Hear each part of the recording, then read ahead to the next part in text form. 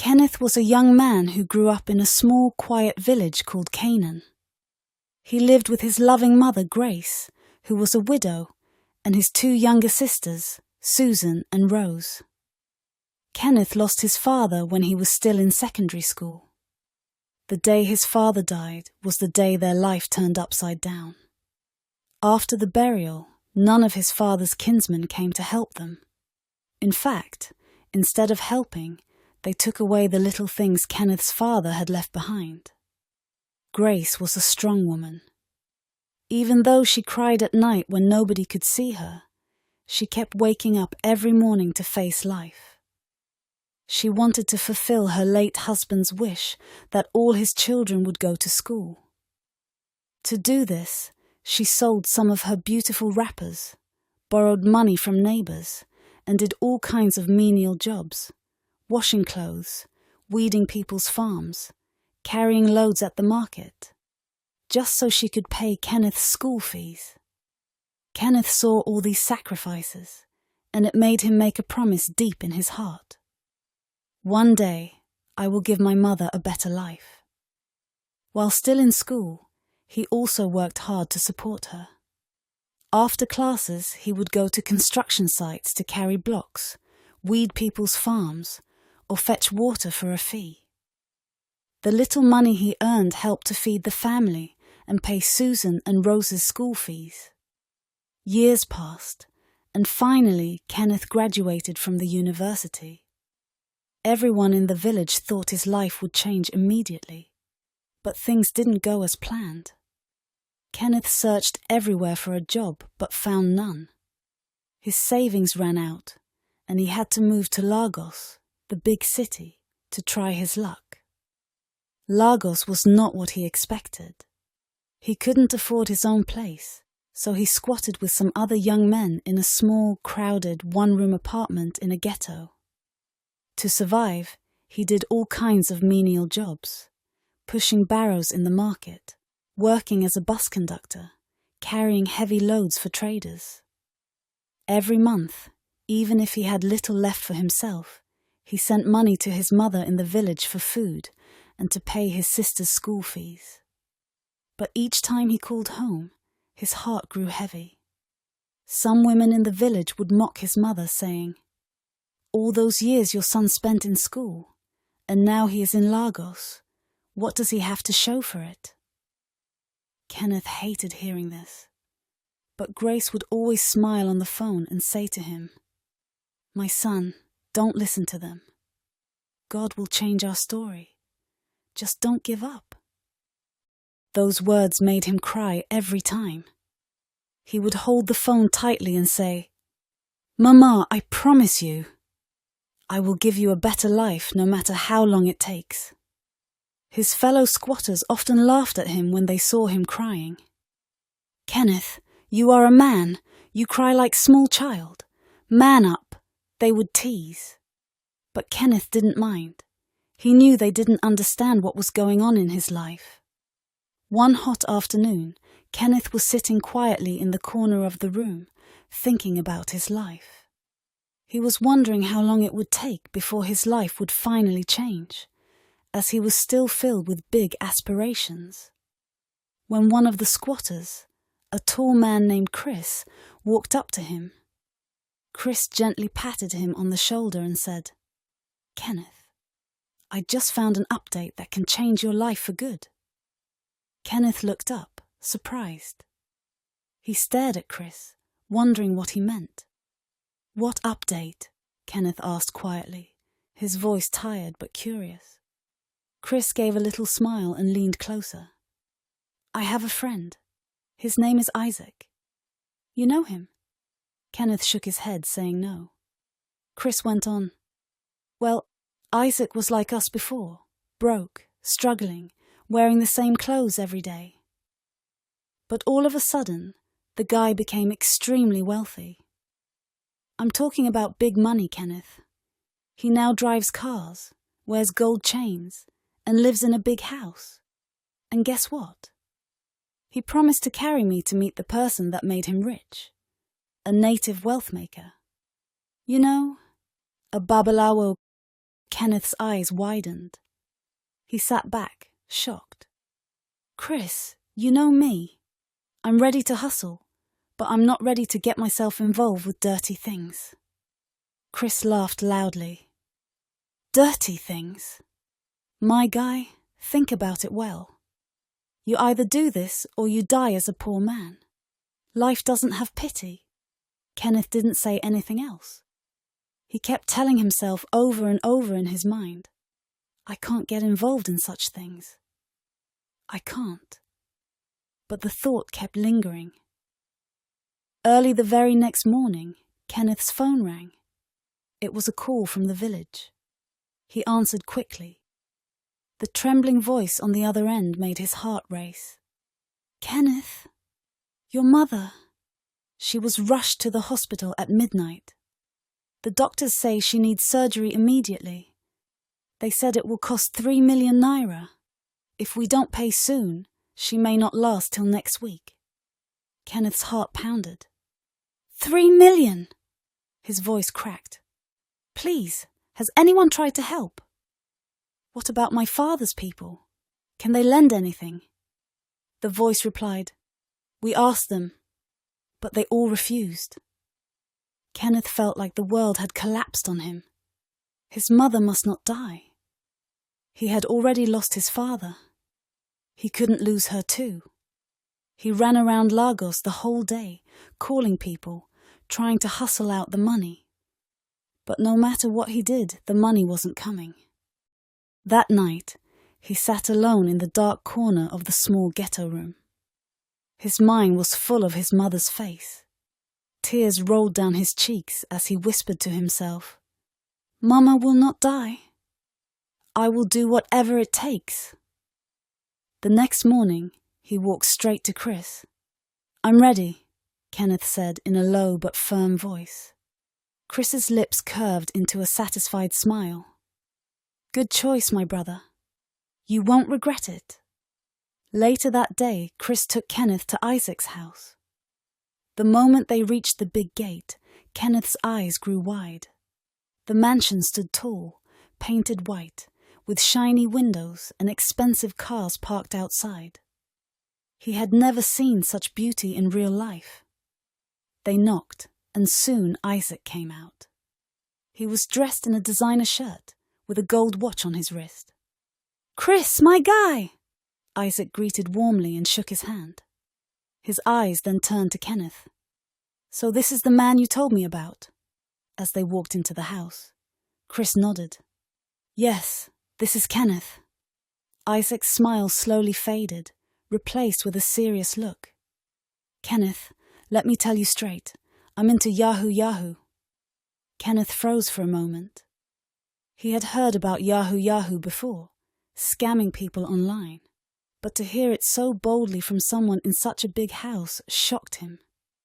Isaac continued, but these days, people are getting smart. The old tricks don't work much again. So now we have to plus up. We use a babalawo to help us take the money from them. Kenneth took a deep breath. I'm ready. All I want is to save my mother's life. Isaac just smiled, as if he had been waiting to hear those words. The next morning, before the sun fully rose, the three men set off to the babalawo's shrine. The path was quiet, lined with thick trees, until they reached a small mud house with strange marks painted on the walls.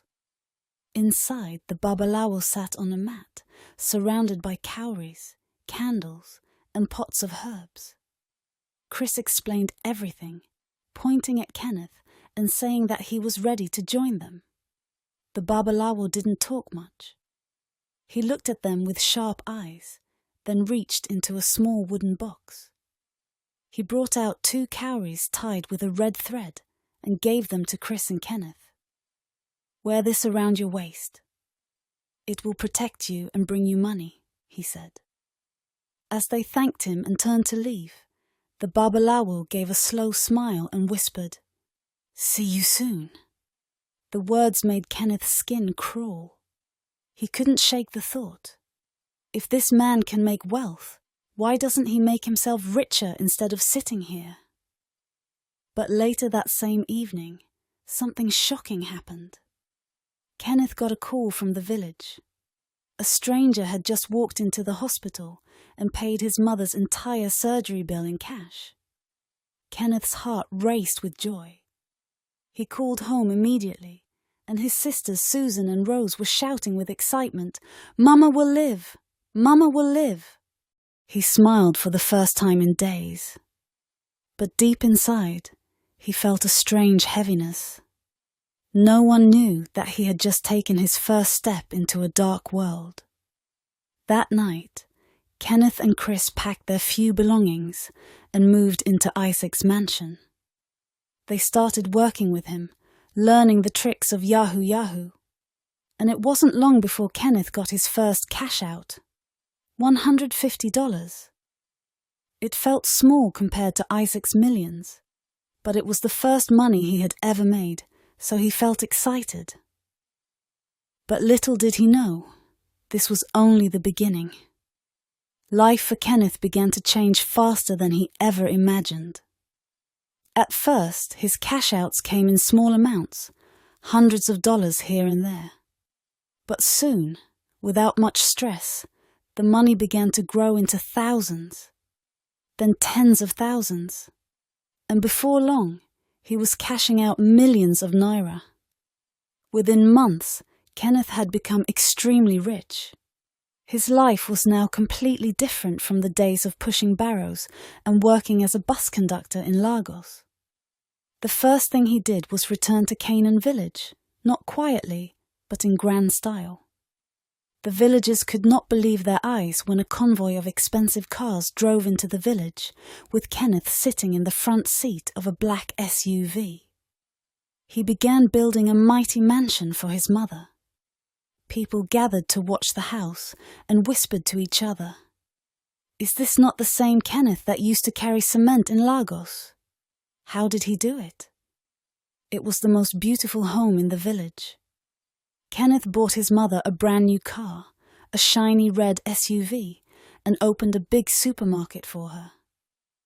"Mama, you will never suffer again," he told her, as she hugged him with tears in her eyes. For his sisters, Susan and Rose, Kenneth paid for them to attend the best universities in the country. Not only did he pay for their tuition, he paid for all their school fees for their entire years of study at once. They didn't have to worry about money ever again. Everything was going well. Kenneth now lived in luxury, owning several businesses across the city. He drove big cars, Mercedes, Range Rovers, and sometimes even sports cars. He often hung out with the richest people in the state, especially Isaac and Chris. One cool evening, Isaac decided to throw an expensive party in his mansion. The compound was filled with music, lights, and expensive drinks. It was there Kenneth first met Gloria. She was standing at the gate, looking upset. Kenneth noticed her as he stepped out to make a phone call. "Hi," Kenneth greeted with a smile. "You look like you're waiting for someone." Gloria sighed. "My Uber just cancelled on me. I've been standing here for 20 minutes, and now it's too late to find another one." Kenneth laughed lightly. "Well, lucky for you, I have an SUV parked right there. I can drop you." She looked at him suspiciously. "Thanks, but I don't enter cars with strangers." Kenneth raised his hands playfully. "Fair enough. But I promise, I'm harmless. And besides, would a stranger offer you air conditioning in this Lagos heat for free?" She chuckled. Fine. But if you try anything funny, I'll scream." They both laughed as they walked toward his Jeep. Once inside, they began talking. Kenneth asked where she lived, and as the conversation flowed, they were both surprised to discover they were from the same village, Canaan. "Wait, you mean you're from Canaan too?" Gloria said, eyes wide. Kenneth smiled. "Yes. From there, the conversation became easier. They talked about growing up in the village, laughed about funny childhood experiences. Before she left, Kenneth asked for her number. She hesitated for a moment, but then smiled and gave it to him. From that day, they began talking often. Soon, they started seeing each other regularly, going on dates, watching movies, and spending time at the beach. They would sometimes surprise each other with gifts at work, perfumes, wristwatches, flowers. But Kenneth never told her the full truth about his background or how he made his money. Whenever the topic came up, he would wave it off with a smile and say, "I own hotels and other businesses. That's where the money comes from." Gloria believed him. She was proud to be with a man so successful. Meanwhile, people who had known Kenneth during his struggling days in Lagos were puzzled. They couldn't understand how he had made such massive wealth in such a short time. Some whispered that it was blood money. Others insisted that his hard work had finally paid off. But no one knew the real truth. Until one day, Kenneth had been enjoying his wealth for months, but slowly he began to notice strange things happening in their scamming group. One thing that bothered him was Isaac's inner parlor. Isaac had a huge mansion with many rooms, but he never allowed anyone to stay long in that inner parlor. Most visitors were kept in the outer parlor or taken to the guest rooms, but never inside that place. If anyone entered, Isaac would politely ask them to leave after just a few minutes. At first, Kenneth didn't think much of it, but as time went on, it began to feel suspicious. Then, the nightmares started. Every few nights, Kenneth would dream that he was chasing an old woman through a dark forest. In the dream, he would catch the woman and kill her, sometimes with his bare hands, other times with a knife. He would wake up panting heavily, sweat dripping down his face. Gloria, who sometimes slept over, noticed. "Kenneth, what's wrong?" "You were breathing so hard just now," she would ask. Kenneth would just laugh lightly and say, "It's just another funny dream, nothing serious." But Gloria didn't think it was funny at all. The look in his eyes after those dreams made her uneasy. His doubts turned into fear one day when something happened that he would never forget. Kenneth was in his office, going through some documents, when the door suddenly opened. To his greatest surprise, the Babalawo from months ago walked in, wearing the same strange clothes and holding his long staff. Kenneth stood up immediately, shocked. "Ah, Baba, welcome. Please, can I get you something to eat?" But the barber's face was stern. He didn't look happy at all. "Kenneth," he said slowly, "why have you not come to pay the price for all your wealth?" Kenneth froze. "Price? What do you mean?" The barber stepped closer. "You have 2 weeks. 2 weeks to make the sacrifice. You must bury your mother alive in the center of your parlor." Kenneth's mouth dropped open. "What? My mother?" Before Kenneth could say anything else, the barber turned and began walking toward the door. But instead of opening it, he simply vanished into thin air right before Kenneth's eyes.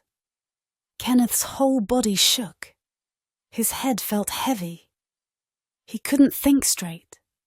He left the office immediately and drove home without saying a word to anyone.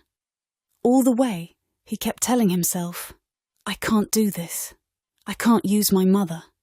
There must be another way." And then it hit him. Everything made sense now. Isaac's inner parlor, the strange rules, the secrecy. It was all connected. For the next few days, Kenneth became withdrawn. He barely ate. He didn't go to work. Gloria noticed. "You've not been yourself lately," she said one evening, touching his shoulder. But Kenneth refused to tell her anything. Then, to make matters worse, his mother called him. She was so happy on the phone. "My son! I am coming to Lagos next week. I want to finally see this big city I've been hearing about." Kenneth's heart nearly stopped. He didn't know what to say. "Okay, Mama. I'll be expecting you," he replied, and quickly hung up. After that call, he stopped going to work completely. Gloria heard about his absence and decided to visit his house. She knocked, and he opened the door slowly. "Kenneth, what's going on?" "You're scaring me," she said. "I'm fine," he answered quickly, forcing a smile. She tried to cheer him up. "Well, at least I'm happy to hear that your mother is coming to Lagos." But Kenneth's face didn't brighten. He just nodded silently. Gloria became fed up. She stood in front of him and said firmly, "Kenneth, enough of this. Tell me what is going on." "I said I'm fine," Kenneth shouted suddenly. Gloria stepped back, shocked. Tears filled her eyes. Without saying another word, she picked up her bag and left quietly. Kenneth ran after her, trying to apologize, but she got into her car and drove away. Alone in his house, Kenneth screamed in frustration. He began throwing things to the floor, breaking glasses and smashing a chair. Over the next few days, he began to slim down. His once bright eyes were now always red, and dark circles formed under them. Then, one afternoon, Chris came to visit. He looked at Kenneth and shook his head. "Why are you still delaying with the sacrifice?" Kenneth just stared at him. "Chris, all this money means nothing if I lose my mother. She's the reason I fought to be rich in the first place." Chris chuckled coldly. "You think you're the only one who loves his family?" "I did my own sacrifice a long time ago." Kenneth's mouth fell open. "What? This is the life you chose," Chris continued. "Man up and do what has to be done. Or else, you and your whole generation will die." With that, Chris stood up and left. Kenneth sat there in silence, his heart pounding. The walls of his luxurious mansion now felt like a prison closing in on him. The following week, Kenneth's mother arrived at the Lagos airport. Kenneth was already there waiting for her, standing nervously as travelers rolled out their luggage. When he finally saw her stepping out with her small bag and her wrapper tied firmly around her waist, his eyes filled with tears. "Mama!" he shouted, forcing a smile. "My son!" she replied happily, hugging him tightly. "Hey, Kenneth, look at how big you have become! Lagos has truly taken care of you!"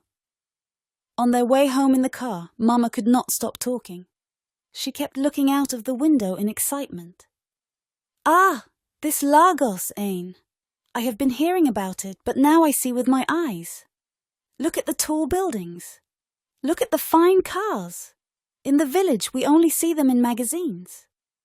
Kenneth smiled weakly, pretending to be happy. But deep inside, his heart was shaking. All he could hear in his head was scary voices whispering, "This is the final week. This is the final week." When they reached home, Kenneth showed his mother to her room. "Mama, this is your room. I prepared it for you. God bless you, my son," she said joyfully. But when Kenneth entered his own room, his whole body froze. Right in the center of his room was a coffin. A casket! His eyes widened and his heart pounded. "No, no, no!" he screamed, running out of the room. He rushed downstairs and saw his mother calmly sitting in the parlor. She looked at him carefully. "My son, what is it? You look pale. Is something troubling you? Or is it about your future wife? Tell me about my future daughter-in-law now." Kenneth could not answer. Instead, he broke down in tears. His mother moved closer and touched his shoulder. "Kenneth, I am your mother." You can tell me anything." But Kenneth only cried harder. "Mama, I messed up," he whispered, before running back into his room and locking the door. That night passed in torment. The next night, Kenneth suddenly woke up, possessed under the influence of the strange voices. His eyes were red, his body shaking. He picked up a sharp knife and began to walk slowly toward the parlor. His mother was sitting on the sofa, watching TV. When she saw her son approaching with a knife, her heart stopped. "Kenneth! My son! What are you doing?" she shouted, fear in her voice. But Kenneth didn't answer. His lips trembled. The double voices in his head grew louder and louder. "Do it! Do it! Do it!" His mother stood up, trembling. "Kenneth, look at me. It is me, your mother." Tears rolled down Kenneth's face. He raised the knife, but instead of pointing it at her, he turned it on himself. "I love you, Mama," he said through sobs, and stabbed himself in the waist before collapsing to the floor. Mama screamed at the top of her voice. "Help! Somebody help me!" She ran to him, holding him, crying. Neighbors rushed in. Gloria also arrived, crying as she saw Kenneth bleeding. Together they carried him to the hospital. Hours passed, until finally Kenneth's eyes opened slowly. "He's awake! He's awake!" Gloria cried with joy, holding his hand. Kenneth tried to speak. "I'm sorry. But Gloria quickly put her finger on his lips. "It's okay. Don't talk. Just rest. It is all over now. All over," Kenneth whispered. Gloria nodded. "Yes. Chris was found dead in his own parlor. They discovered he buried his mother alive there.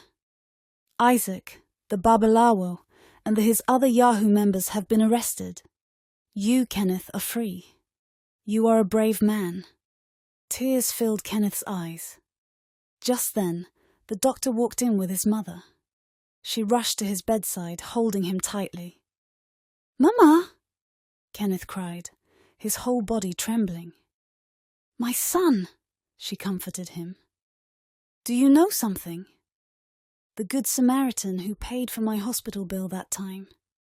He actually promised to do so 2 days before you went to that shrine. The dark world only tricked you to think it was them. My son, God was always there for us." Hearing this, Kenneth cried even more. His mother kissed his forehead and held him close. 1 year later, Kenneth's life had changed completely. He had married Gloria, the woman who stood by him in his darkest moments. On their wedding day, Kenneth looked handsome in his suit, while Gloria shone like a queen in her gown. During the wedding reception, Kenneth stood up to give a speech. His voice was filled with emotion. "I want to thank everyone who stood by me when life almost swallowed me. I want to thank my mother, my dear wife Gloria, and all my friends who prayed for me.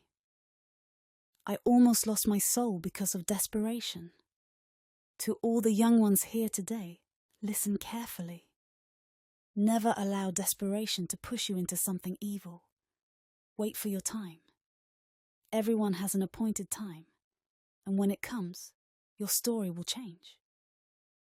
The whole hall was silent for a moment. Some people wiped their tears.